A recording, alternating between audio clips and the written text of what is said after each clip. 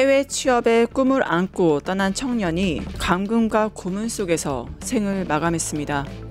그건 단순한 사건이 아니었습니다. 국가의 부재가 만든 살인이었죠. 윤석열 정부는 2년 전 외교부가 요청한 캄보디아 경찰 주재관 증언을 거절했습니다. 그 결과 한국인 납치, 감금 사건은 10건에서 330건으로 무려 33배 폭증했습니다. 보고만 있었고 구조는 없었습니다. 그때 정부는 없었습니다. 하지만 지금은 다릅니다. 이재명 대통령이 직접 움직였습니다. 국민보호, 총력 대응하라. 대통령실 국가안보실장이 직접 TF 단장을 맡았습니다. 캄보디아 전역에 특별여행주의보가 발령됐습니다. 그리고 대사를 초치해 항의했습니다.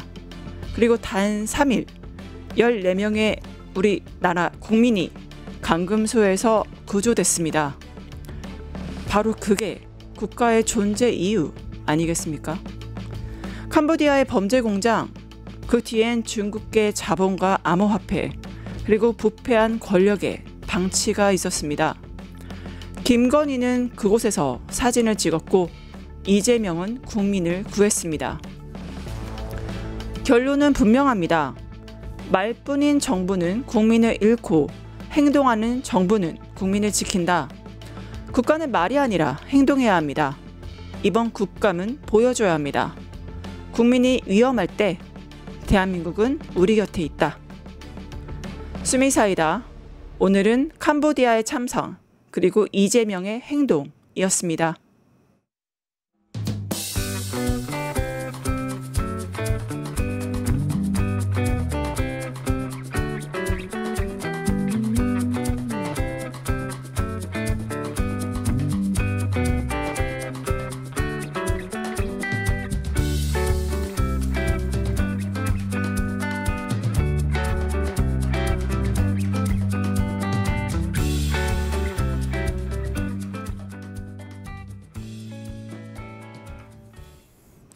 네, 오늘도 정치 구단 시간에 정치 고수를 모시고 각 정치 현안들 그리고 외교안보 현안들 같이 짚어보도록 하겠습니다. 오늘도 송영길 소나무당 대표님 자리해 주셨습니다. 안녕하십니까? 네, 안녕하세요. 네, 잠은 잘 주무셨어요? 예. 자고 일어나면 하루하루 이슈가 계속 생기는 것 같습니다. 아무래도 국회 외교통일위원장이시기도 했고 외교안보 이슈가 많은 만큼 같이 빠르게 짚어보도록 할 텐데요. 북한이 열병식을 했잖아요. 근데 중국의 리창 총리와 러시아 메드베데프 부의장이 직접 참석을 했습니다. 이게 북중러 협력 구도가 아니냐. 앞으로 이게 한미일 북중러로서 더 대립 구도가 심해지는 거냐. 이번 열병식을 통해서 이런 목소리들이 좀 있습니다. 제가 계속 강조하지만 한미일과 북중러는 성격이 다릅니다. 네. 북중러 연대 강화, 그러니까 한미일 연합 강화하자. 이게 중앙일보도 아마 중앙선대위에 사설로 썼던데 네. 저는 우리나라 보수 언론들 또 일반인들도 마찬가지죠. 항상 북중러가 협력을 강화하니까 한미일 협력을 강화하자 이렇게 대비시켜서 이야기를 하는데 네. 그것은 이 상황을 오판할 수가 있다. 네. 북중러는 함께 모여서 행사는 참가했지만 네. 북중러가 서로 삼각이 정상회담을 한다든지 합의 성명을 발표한다든지 그런 일이 한 번도 없습니다. 네. 북중러는 서로 이해관계가 부딪혀서 한미일처럼 이렇게 함께 모이지가 않습니다. 네. 북중러가 삼국 정상이 모여서 무슨 성명 발표한 거 보셨습니까? 삼국 외교부 장관이나 국방부 장관이 모인 거 보셨습니까? 삼국이 무슨 군사합동을 여는 거 보셨습니까? 전혀 그렇지가 않습니다. 이번에도 9월 3일 날 전승절 행사에 김정은이 천안문에 갔지만 행사만 같이 참석했고 다 개별 회담으로 끝났습니다. 3자 회담이 없었습니다. 네. 그런데 우리나라는 항상 북중러가 연대하니까 한미일 강화하자 이런 네. 논리는 잘못된 진단이다 이렇게 생각합니다. 오히려 신냉전 구도를 강화시키는 걸로서 바람직하지 않다고 보시나요? 그렇죠. 1차 세계대전에 삼국협상, 삼국동맹 계속 강화하다가 1차 세계대전이 벌어졌잖아요. 예. 그런 기시감이 드는 거예요. 1차 세계대전이라는 것은 아무도 전쟁을 원하지 않았으면서도 전쟁이 발발했어요. 네. 누구도 전쟁이 이렇게 4년 동안 참혹하게 2천만 명이나 사망할 대재앙이 될 줄 몰랐습니다. 네. 다 가을에는 돌아올 것이다. 아주 낭만적으로 전쟁을 생각했어요. 그렇죠. 근데 서로 군비 경쟁을 하다가 결국 삼국 협상, 삼국 동맹이 부딪혀서 세계 대전으로 발생한 거거든요. 근데 우리도 마찬가지로 왜 북중러를 한 개 묶어 가지고 꼭 삼국 동맹, 삼국 협상 1차 세계 대전 전야로 만들려고 하는 거냐는 거죠. 네. 왜냐하면 북중러는 서로 이해관계가 다르기 때문에 우리 대한민국이 중국과의 이해관계가 있고 러시아와도 이해관계가 있고 다 있거든요. 예. 그래서 저는 오히려 이럴수록 대한민국이 중국과 러시아와의 전략적 협력 관계를 강화시켜야 된다. 이것을 주장하고 있습니다. 네, 그래서 그 약간 열애 질문인데, 그러니까 한미일 이 구도와 북중러는 다르다고 하셨잖아요. 네. 이번에 일본에서 네. 다카이치 사나에 그 여자 아베라고 불리기도 하고 네. 구구라고 불리기도 하는 그 여성 정치인이 총재로 당선이 됐고 네. 아직은 연립정부가 구성되지 않아서 이제 총리로는 되지 않았지만 이게 한일 관계나 한미일 관계나 앞으로의 동아시아 관계에 좀 영향을 미칠 거다 이런 해석이 있거든요. 어떻게 보세요? 다카이치 사나이 출연. 그렇죠. 지금 다카이치 사나이가 총리가 된다는 보장은 아직 없습니다. 그렇죠. 입헌민주당, 국민민주당 또 유신회 이게 연합을 하면은 정권 교체도 가능해지는 것인데 두고 봐야겠지만 다카이치 사나이의 저런 아베 신조의 정책을 계승하게 되면 네. 한미일 관계는 계속 갈등이 발생할 수밖에 없다. 이게 생각합니다. 그래서 공명당에서 예. 세 가지 조건을 내세웠는데 예. 그 첫째 조건이 야스쿠니 신사 참배하지 말 것. 예. 두 번째 너무 헤이트 이민자들에 대한 이런 하지 말 것. 예. 세 번째 이제 정치자금법 위반 논란된 그렇죠.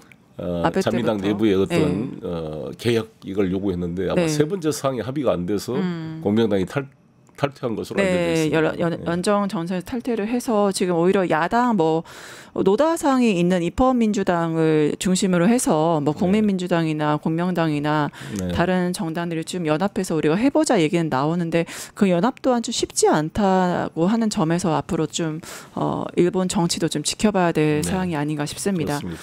다시 좀 돌아와서 이게 열병식에서 좀 눈에 띄는 현장이 있었어요. 네. 그러니까 우리가 항상 북중러만 얘기하는데 베트남의 서열 1위도 참여를 했고요. 그다음에 라오스 국가 주석도 이제 평양을 찾았거든요. 이 베트남, 라오스의 주석이 이 자리에 참여했다는 거 이거를 어떻게 우리가 해석을 하면 될까요? 그만큼 북한의 국제 외교의 영역이 넓혀지고 있는 것이죠. 네. 지난번 9월 3일 시진핑 주석과 푸틴 대통령이 서로 김정은을 잘 대접하려고 하는 모습을 통해서 김정은의 국제적 위상이 높아졌고 또 북경 방문하는데 제가 강조했지만 차이치라고 네. 채기라 그럽니다. 한문어 차이치가 시진핑의 핵심 오른팔입니다. 7명의 정치국 상무위원 중에 서열 5위 네. 저장성 당서기 때 핵심 오른팔이었어요. 이 사람이 직접 북경역까지 왕이 외교부장을 대동하고 김정은을 마중 나왔잖아요. 네. 우리나라 대통령이 가면 누가 나온지 알아요? 누가 나옵니까? 부부장이 나옵니다. 부부장. 차관이나 차관 보급이 나와요. 근데 이거를 차관 위에 왕이 외교부장도 부족해서 그 위에 있는 차이치가 직접 북경역까지 북경시장과 왕이 외교부장을 대동하고 나타났어요. 그 위상 자체가 너무 이 대접이 비교가 되는 거죠. 중국이 볼 때 북한과 남한의 그러니까 대한민국에 이렇게 국가적 위상이 다른 게 어떤 그 정치적 의도가 있는 걸까요? 왜 이렇게 하는 걸까요? 그게 자주성이죠, 자주성. 전시작전권 우리는 대한민국이 지금 미군에다가 위임해놓고 있잖아요. 그러니까 우리가 상대를 할 때 전시작전권이 없는 국가 원수하고 전시작전권뿐만 아니라 핵무기까지 자체 가지고 있는 나라를 대할 때 태도가 달라질 수밖에 없지 않겠습니까? 네, 그런 자주성 전자권도 없는 대한민국에게는 이제 어떠한 합당한 대우를 할 수밖에 없다. 그래서 김정은이 이런 말 했잖아요. 정치와 안보를 전부 외국에다 맡기는 나라고 다시는 이제 상대하고 싶지 않다 이렇게 한 거잖아요.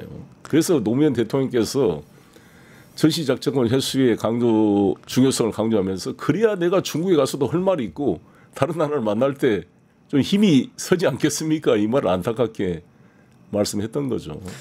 실제로 러시아와도 굉장히 밀접한 관계를 가지고 있죠. 푸틴과도 굉장히 관계가 좋으신데 네. 제가 러시아 관계자들 만났을 때 또 이런 얘기 들었거든요. 아, 너희는 전자권도 없잖아. 네.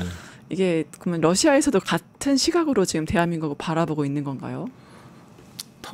모든 세계적으로 다 그렇게 보고 있는 것이죠. 이스라엘은 가장 친미 국가잖아요. 예. 이스라엘이 전시작전권을 미국에 의존하고 있습니까? 이스라엘이 오히려 공습하면서 미국한테 통보해 주잖아요. 그리고 이스라엘은 우리보다 더 적대적인 환경이 있어요. 22개 나라의 아랍 국가에 둘러싸여 있는 나라인데 미군도 없습니다. 이스라엘에. 네. 뭐 전시작전권도 미국한테 주지 않아요. 스스로 독자적으로 국가 안보를 지키고 있는 겁니다. 그래서 박정희 대통령이 카터 닉슨 때 미군 철수한다고 계속 협박을 하니까 임동원 그때 장군을 대령이었던가요? 그때 보내서 이스라엘을 벤치마킹해라. 네. 그래서 나온 게 백곰 프로젝트입니다. 네. 그때부터 자주국방 이스라엘을 본받자 그래서 박정희 대통령이 스스로 미사일 개발하고 핵 개발을 시도했던 것이죠. 예, 사실 박정희부터 시작된 게 자주국방인데 얼마 전에 이재명 대통령도 자주국방이 필요성을 좀 역설했잖아요. 앞으로 좀 잘 될까요, 전자권 환수가? 트럼프도 아마 전자권 환수에 반대하지 않을 겁니다. 네, 그게 뭐 주한미군도 철수하겠다고 이런 마당에 네. 전시작전권 좋은 기회죠. 오히려 이번 기회에 전시작전권을 잘 회수를 해서 우리나라는 우리 힘으로 지킨다 이렇게 해야죠. 근데 KF-21 이번에 국군의 날 때 그 비행하는 거 보셨습니까? KF-21 그 제 4.5세대 뭐 거의 5세대급 전투기가 네. 수직 상승을 보면서 많은 국민들이 자부심을 느꼈습니다. 네, 이것을 K국방. 분명히 아셔야 되는 게 이 비행기가 왜 만들어졌느냐? 예.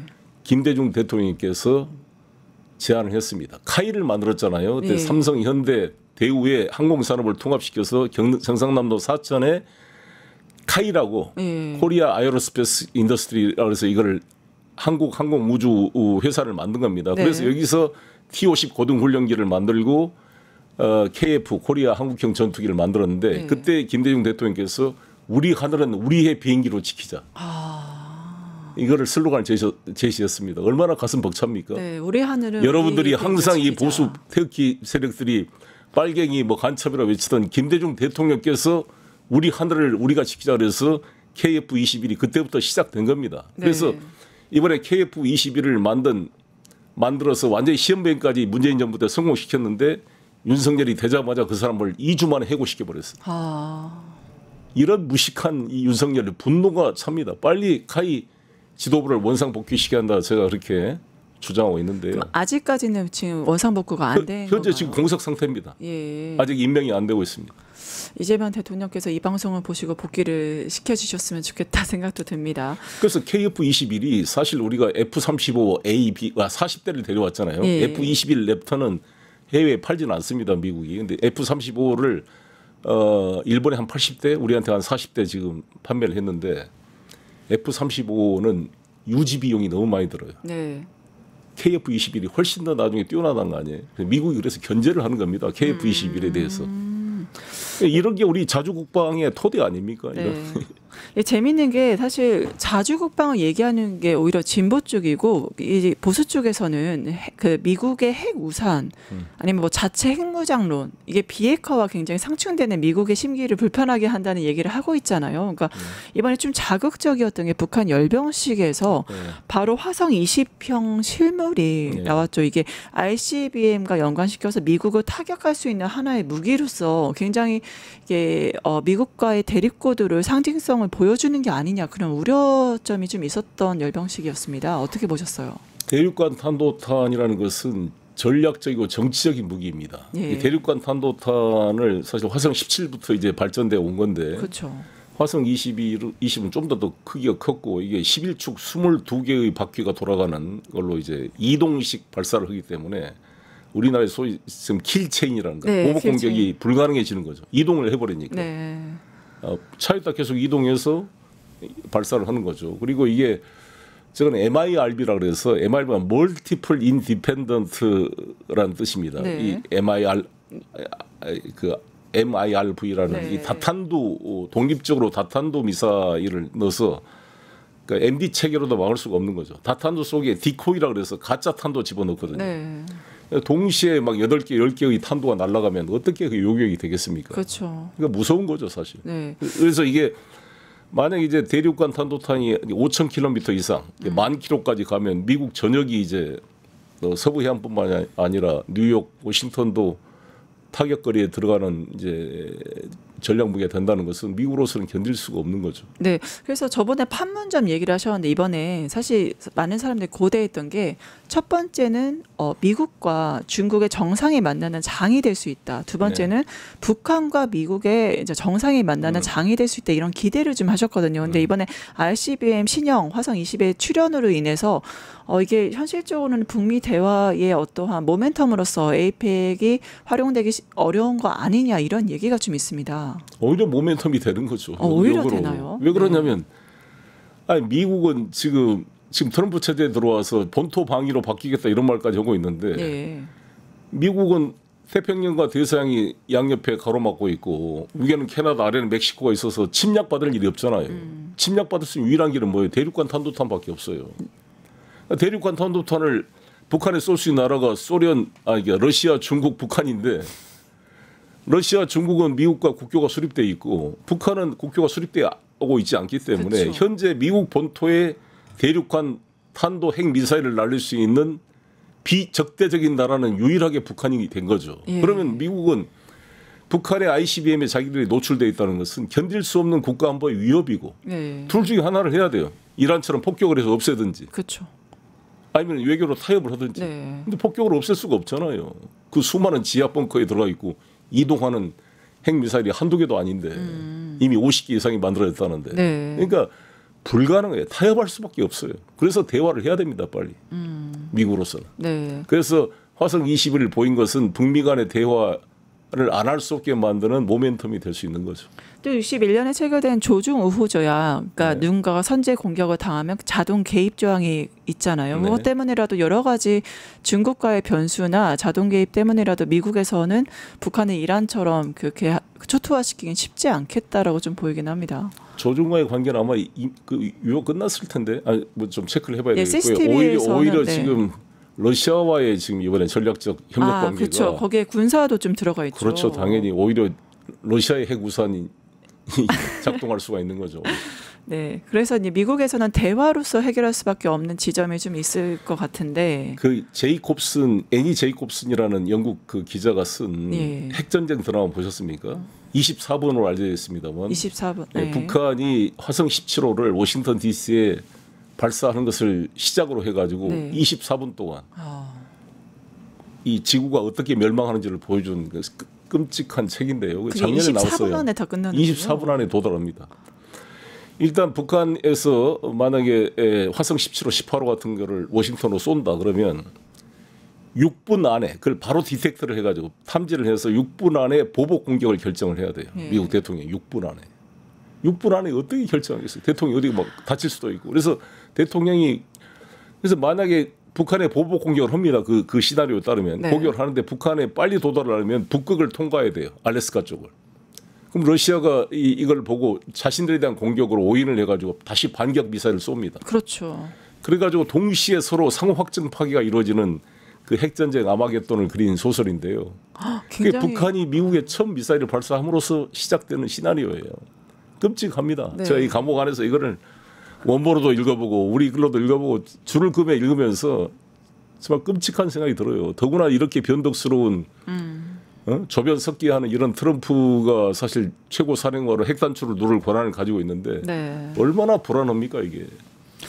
네, 또 불안 요소가 하나 더 있습니다. 화성 20평뿐만이 아니라 화성 10일 실물이 공개가 됐거든요. 네. 이거는 평양에서 서울까지 2분밖에 안 걸리는 그렇습니다. 굉장한 네. 무기라고 하죠.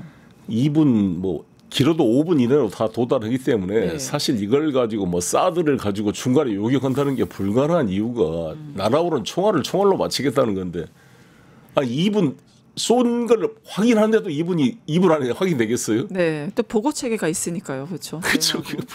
이미 그때는 도달. 이미 서울 불바다가 되겠네요. 그런 뭔가 초음 소구를 한다는 것은 우리나라 한반도 종단이 총 1,000km예요. 네, 저기 두만강 끝에서부터 제주도까지 1,000km밖에 안 돼요. SRBM이라고 그러죠. 이게 단거리 미사일 네. 500km 이하. 네. 그러니까 거기다 초음속으로 더 속도를 늘려가지고 쏘기 때문에 이번에 이란이 예루살렘 쏠 때 그 러시아의 그런 초음속 미사일을 쏜 거잖아요. 몇 대씩. 네. 그러니까 그 아이언돔이 거의 방어를 못하고 그냥 떨어진 겁니다. 예루살렘에도. 그러니까 이게 무슨 아이언돔이나 골든돔이나 뭐 MD 미사일 방어 체계로 막을 수 있다는 것은 불가능하다. 차라리 이스라엘과 이란은 요르단을 사이에 두고 그래도 채공 시간이 있으니까 뭘 요격이라도 할 수가 있지만 남북한은 너무 가까워서 2분 안에 떨어지면은 어떻게 그거를 요격을 할 수 있겠어요. 불가능한 일이죠. 그래서 주장하는 게 아니 평양에서 서울까지 2분이면 우리 그래서 더 핵무장 해야 되는 거 아니냐 이런 얘기가 계속 나오고 있는 거거든요. 해야 됩니까 핵무장? 아니 핵무장을 하든 안 하든 전쟁이 나면 끝납니다. 그냥. 네, 2분 안에 다. 네. 그러니까 이 전쟁을 막는다는 것이 과연 현재로는 미국이 지금 핵 우산을 제공하고 있기 때문에 핵무장을 하지 않고 있는 것인데 저는 미국이 계속 방위비 분담금 올려라 그러고 주한미군 철수한다 그러면 네, 100억 달러 얘기하죠.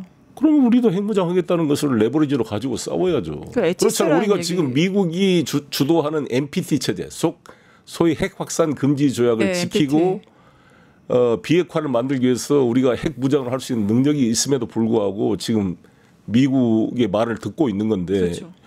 그걸 이용해서 너희들 우리가 지켜주고 있으니까 돈 더 내놔. 네. 아니면 미군 철수할 거야. 그럼 박정희 대통령처럼 그럼 갈 테면 가라. 우리 핵무장 하겠다. 이렇게 나올 수밖에 없잖아요. 우리 국민들의 심리가. 그걸 가지고 저는 미국을 설득하고 협상 카드로 써야 된다 봅니다. 네, 또 우리가 민생과 지금 에이펙 앞두고 있어서 관련 얘기를 안 할 수가 없는데 미중 지금 무역 갈등이 굉장히 심해지고 있습니다. 그러니까 이게 관세 막 100% 서로 보복을 하고 있다가 트럼프 약간 주춤했나 봐요. 뭐라고 네, 했냐면 어제 미국은 중국을 해치려는 게 아니라 도우려는 것이다. 이렇게 발언했거든요. 갑자기 트럼프 왜 이렇게 좀 빠진 겁니까? 제가 어젠가 김창현 씨 창에 나와서도 그랬습니다만 미중 간에 만날 것이다. 경주에서 만날 거고 타협할 수밖에 없다. 미중이 만날 거다. 만날 수밖에 없다. 왜냐하면 히토류라는 것이 네. 내장량은 세계 곳곳에 있지만 이것을 재련하는 기술이 보통 기술이 아닙니다. 또 네. 수많은 또 홍해가 발생해요. 이게 노하우가 축적돼서 이거를 중국이 전 세계 히토류 공급량의 90% 재련을 독점하고 있는데 네. 이거를 대체하려면 10년 이상이 걸린다는 거 아닙니까? 그럼 그동안에 만약 이걸 통제해버리면 미국의 첨단 무기, 반도체 모든 게 수독돼요. 이건 견딜 수가 없는 겁니다. 네. 이번에 그다음에 대두 수출도 한 2,700만 톤을 미국이 수출했는데 그동안 대두 생산량의 50%를 중국에 수출했다는데 이게 다 수독돼 버렸잖아요. 그래서 지금 11월 마지막 주 목요일 날이 추수감사절입니다. 네. 센스기빙데이. 네네. 그다음에 블랙 프라이데이 네. 이제가 있고 그다음에 다음 달에 또 크리스마스잖아요. 미국 소비자들이 견딜 수 없어요. 이게 대두 안 팔려. 브라질 50% 매겨서 원두 커피값 20% 이상 네. 올랐어 지금. 뭐 채소값 이것도 40% 이상 올랐다 그러더라고요. 그 미국 소비자의 부담으로 다 돌아오죠. 예, 뭐 장난감, 완구 이런 거 전부 중국에서 나오는데 크리스마스 선물 줄 수가 없어요. 이 미국 시민들이 서민들이 중국산이 안 들어오면 크리스마스 선물도 못 산다니까요. 이게 폭발하게 될 거고요. 그다음에 이 지금 히토류 발표한 게 11월 8일부터 시행됩니다. 네. 다음 달. 네. 그러니까 경주에 와서 합의 안 하면 시행되잖아요. 네. 합의 안 할 수가 없어요. 그래서 나는 경주에 올 수밖에 없다. 미중 정상회담이 생길 수밖에 없다 이렇게 봅니다. 없다. 네. 그리고 또 이게 우리나라 관세 협상에도 그러니까 미중의 이런 갈등들이 우리 관세 협상에도 영향을 미치는 게 아니냐 이런 얘기가 나오는데 왜냐하면 지금 후속 협의 국정감사에서 이런 얘기가 나왔어요. 사실 우리가 한미 관세 협상 후속 협의하고 있는데 미국 측에서 새롭게 제시한 뭔가가 있다라고 이제 물론 내용은 밝히지 않았습니다만 미국에서는 이제 3,500억 달러 우리나라 이제 거의 500조 원에 달하는 것들을 요구를 하고 굉장히 부담이다. 이거는 우리 외환 보유액에도 이제 맞지 않는다라고 하면서 계속 어떤 딜을 제시하고 있는 상황이잖아요. 타겟책이 좀 있을까요? 관세 협상? 저는 충분히 설득시켜야 된다 보는 게 네. 3,500억 달러를 현금으로 자기 임기 내 4년 안에 이것을 정부로 태우면 우리나라는 견딜 수가 없는 거니까 그렇죠. 이것은 뭐 이재명 정권 아니라도 누구라도 윤석열 같이 저렇게 앞뒤를 모르는 사람 빼놓고는 다 수용할 수가 없는 거예요. 네. 그러니까 이걸 이해할 겁니다. 그래서 이거는 장기 프로젝트로 하고 미국 제조업 르네상스를 이루어질 수 있는 유일한 나라가 대한민국이니까 조선업부터 시작해서 SMR 같은 경우 반도체 AI 분야 우리가 합동으로 미국과 연합해서 해야 될 게 많거든요. 네, 마스가 프로젝트다. 그런 프로젝트를 저는 제시하면서 장기 플랜으로 가야 된다 이렇게 봅니다.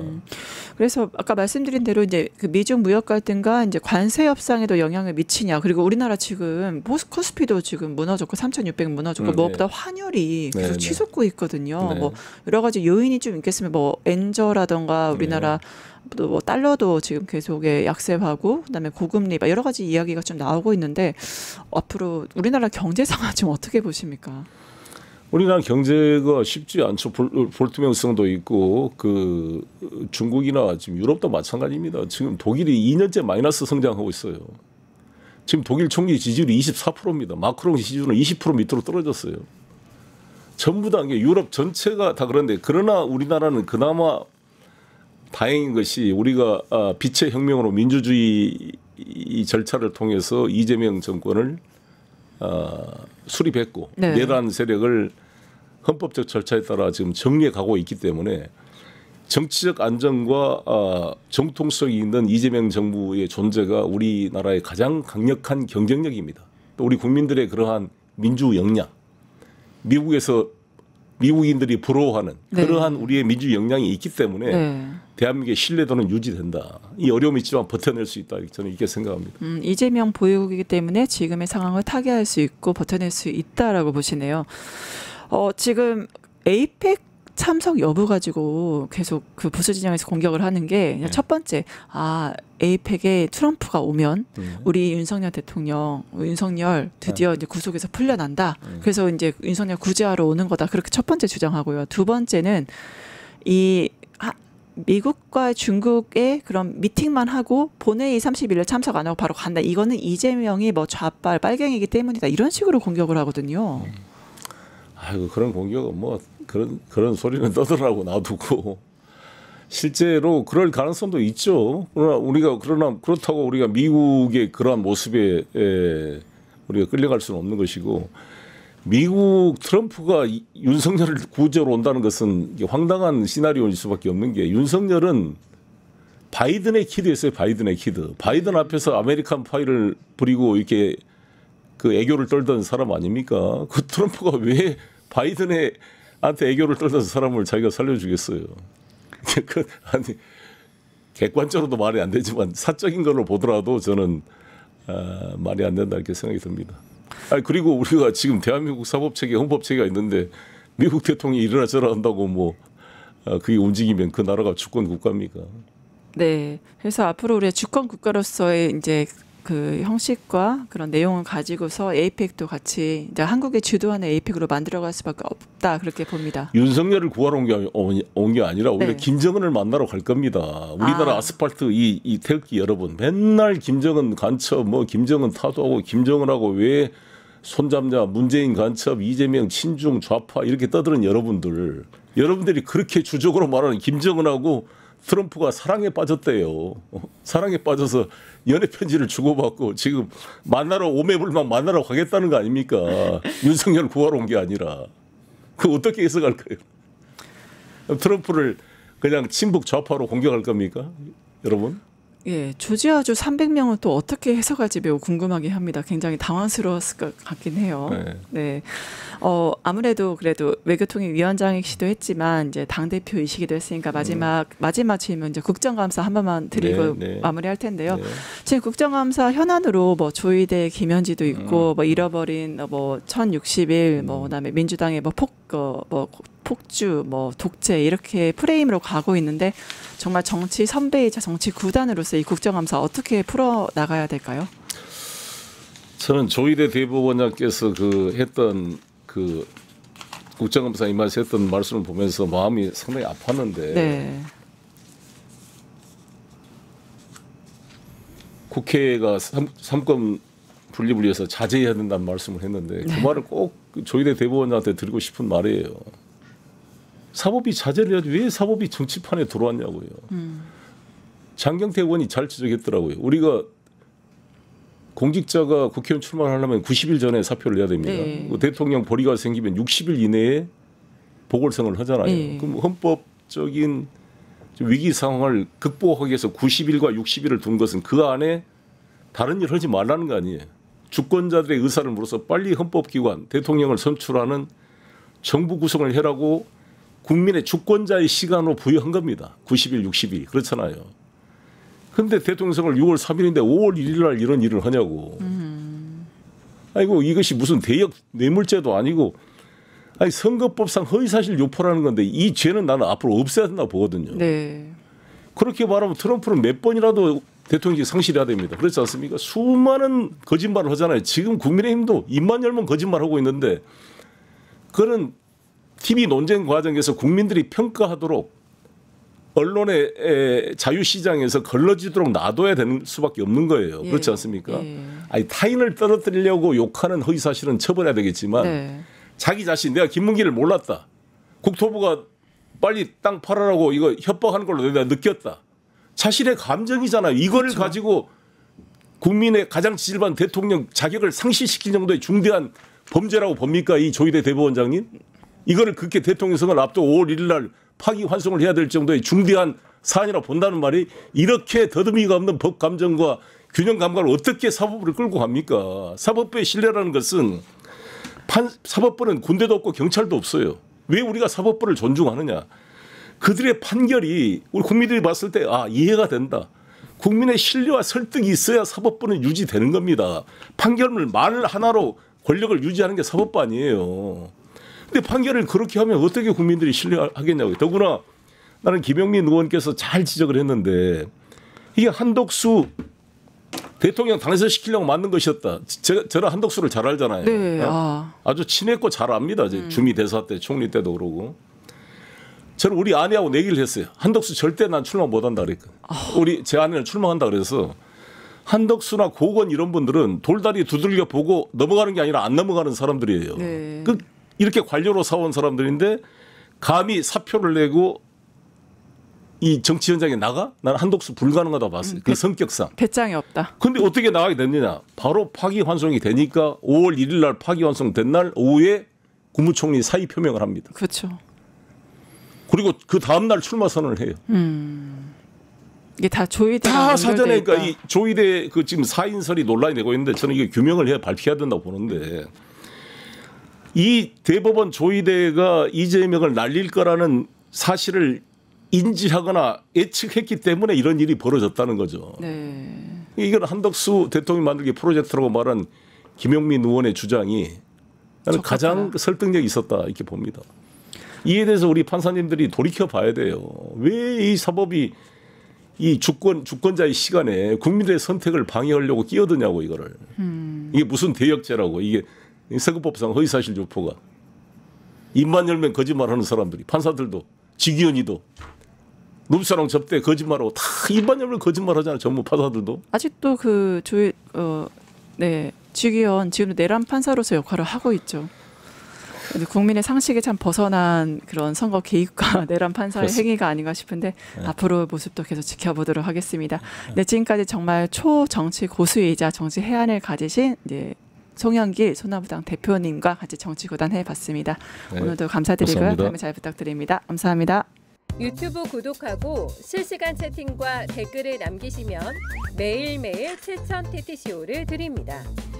참여 방법은 통통물 어플을 다운로드하고 회원가입과 로그인을 해주세요. 마이페이지에서 나의 회원 고유 번호를 복사해주세요. 유튜브 구독 후 실시간 채팅이나 댓글창에 고유 번호를 한 번만 입력하면 준비 끝! 지금 유튜브 채팅과 댓글 쓰기 참여하고 실천 TTCO 받아가세요.